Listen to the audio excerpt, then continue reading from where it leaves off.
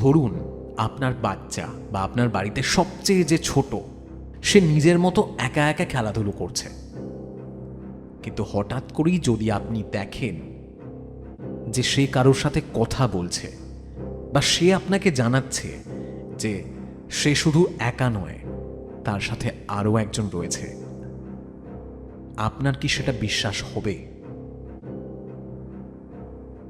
এই ব্যাপারগুলো তো একেবারেই বিশ্বাস করা যায় না, নাকি যায়?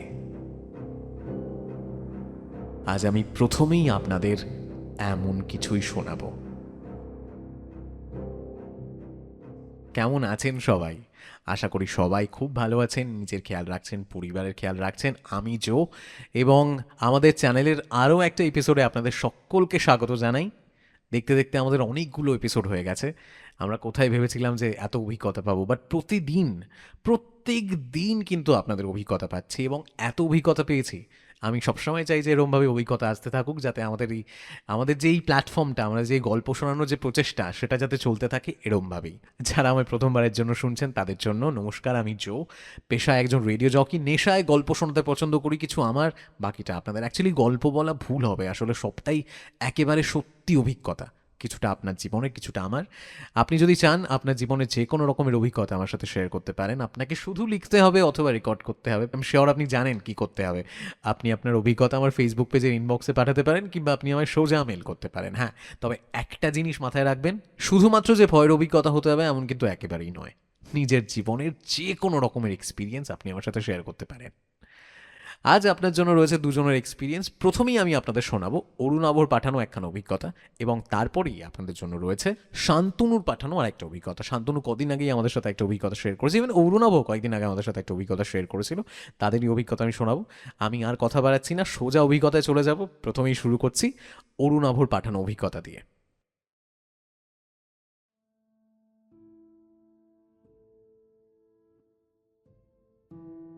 হ্যালো জো, আশা করি তুমি এখন অনেক ভালো আছো। হ্যাঁ অরুণাভু, আমি এখন অনেক ভালো আছি, থ্যাংক ইউ সো মাচ।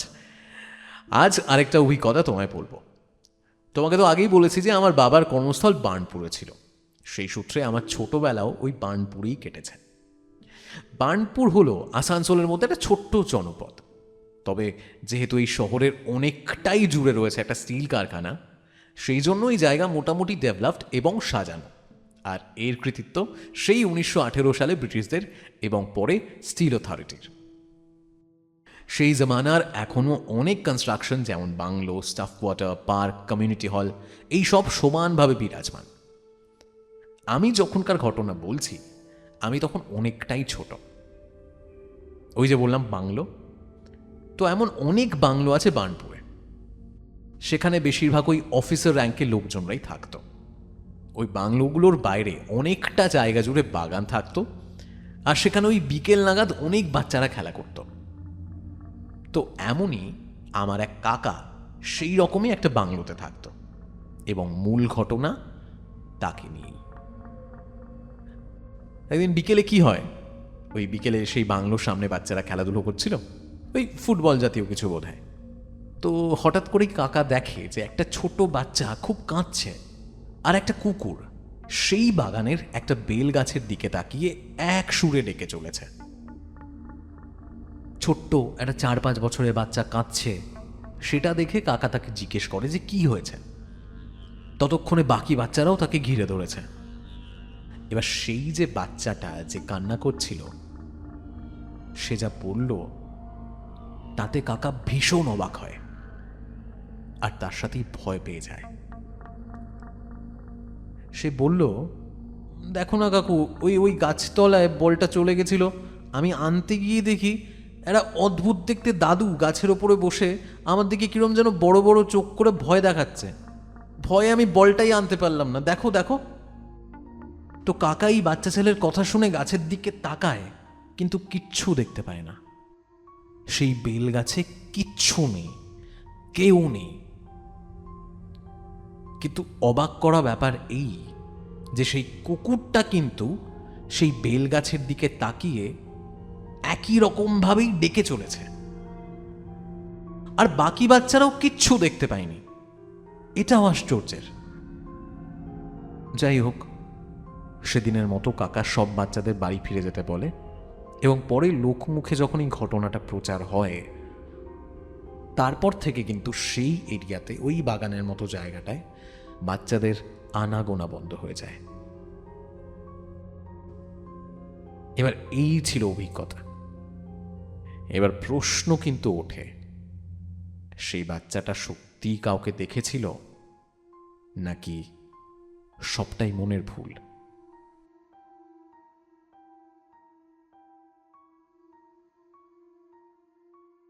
একটা জিনিস কিন্তু অনেকেই ভাবতে পারি আমরা, যে একটা বাচ্চা হয়তো বানিয়ে বানিয়ে বলছে। বাচ্চারা তো অনেক কিছুই কল্পনা করে, হয়তো সেই কারণে বলছে। কিন্তু এর সাথে আরও একটা প্রশ্ন ওঠে, একটা বাচ্চা যতই কল্পনাপ্রবণ হোক না কেন, সে যেখানে বন্ধুদের সাথে খেলছে, তার আনন্দের মুহূর্ত, সেখানে বল কুড়িয়ে আনতে গিয়ে হঠাৎ করে সে ভয় পায়। তার মনে হয় যে একটা গাছের ডাল থেকে তার দিকে কেউ তাকিয়ে রয়েছে, তাকে ভয় দেখাচ্ছে। আমার মনে হয় না যে এটা বানানো। এবং আরও একটা প্রশ্ন ওঠে, সেই কুকুরটা তাহলে গাছের দিকে তাকিয়ে চিৎকার করছিল কেন? এমন তো আমরা অনেকেই শুনেছি যে আমরা মানুষ খালি চোখে যা দেখতে পাই না, পশুরা কিন্তু সেটা অনুভব খুব সহজেই করতে পারে, হয়তো সেটা দেখতেও পায়। আর ঠিক সেই কারণেই হয়তো এখানে সেই কুকুরটা গাছের দিকে তাকিয়ে ওরমভাবে ডাকছিল। হতেই পারে, আবার নাও হতে পারে। যেহেতু কোনো প্রমাণ নেই, তাই আমরা কিচ্ছু বলতে পারবো না। তবে হ্যাঁ, আপনাদের কেমন লাগলো, আপনারা কি মনে করেন, অবশ্যই সেটা জানাতে পারেন। কোথায়? কমেন্ট সেকশনে নিজের মতামত প্লিজ শেয়ার করুন। এবং এরই সাথে ধন্যবাদ অরুণাভকে, অরুণাভর অভিজ্ঞতা আমার সাথে শেয়ার করার জন্য। Thank you so much. আর এবারে চলে যাব পরবর্তী অভিজ্ঞতায়। পাঠিয়েছে শান্তনু। তবে শান্তনুর অভিজ্ঞতা শান্তনু নিজেই শোনাবে। হ্যাঁ, শান্তনু একটা অডিও ক্লিপ পাঠিয়েছে এবং সেইটা আমি সোজা আপনাদের সামনে তুলে ধরছি। আপনারা শুনুন এবং শুনে জানান আপনাদের কেমন লাগলো।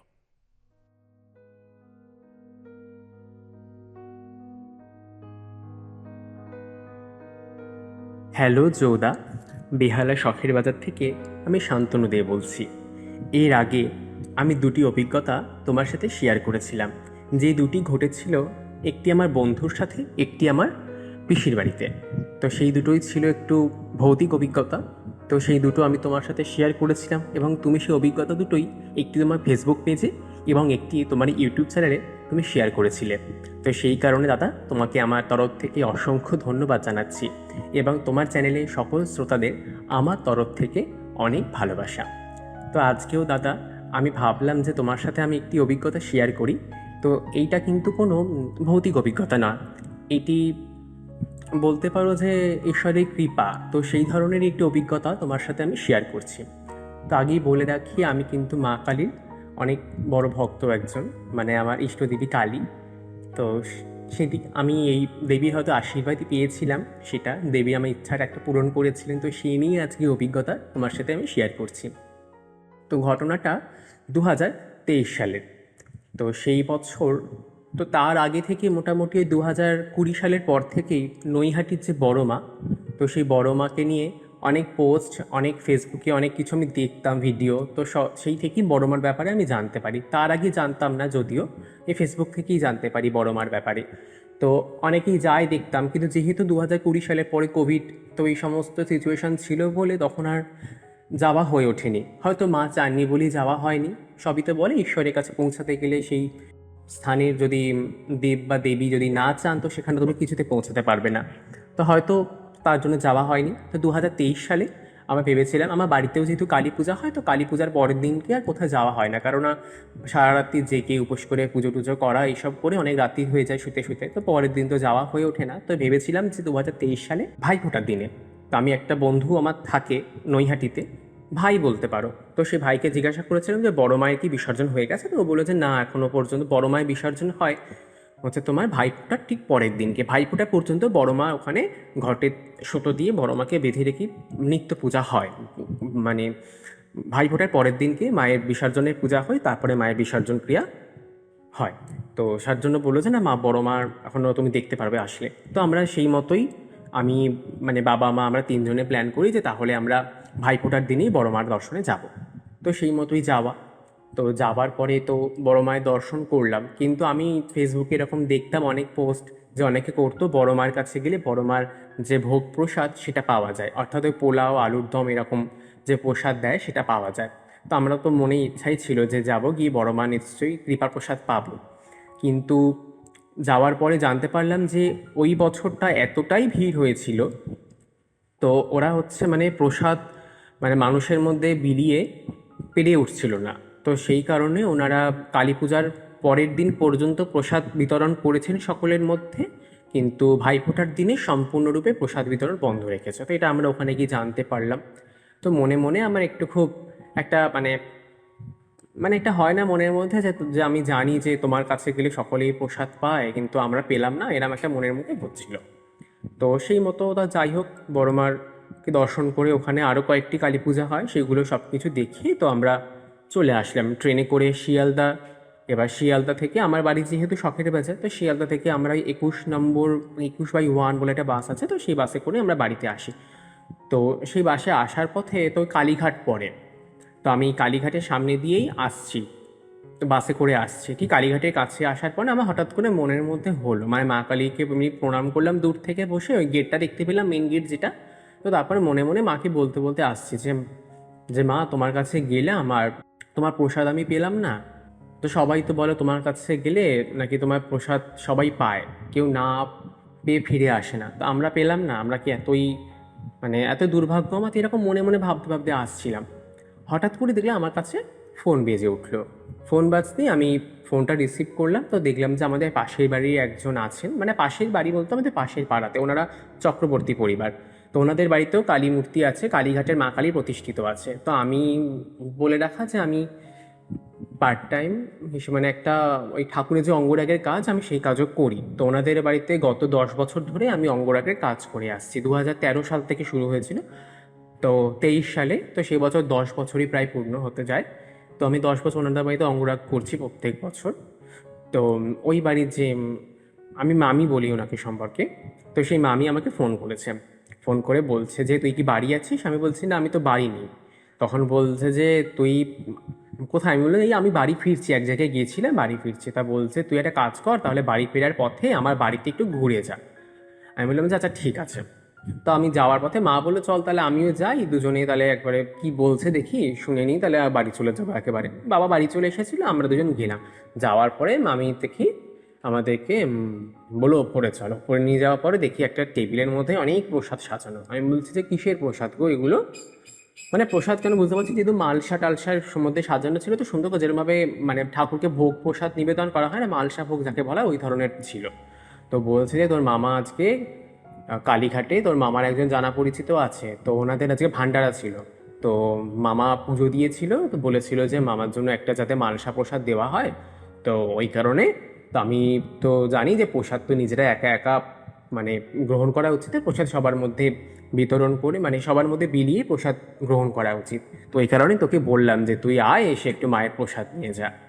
তো সেখানে মায়ের যে স্বামী সান্ন প্রসাদ যেটা হয়, যেরকম হচ্ছে মাছ ভাজা, পাঁঠার মাংস দিয়ে, পোলাও দিয়ে, চাটনি, সেই সমস্ত কিছু সহযোগে আমাকে মানে আমাকে মামি একটু প্রসাদ তার থেকে আমাকে দিল।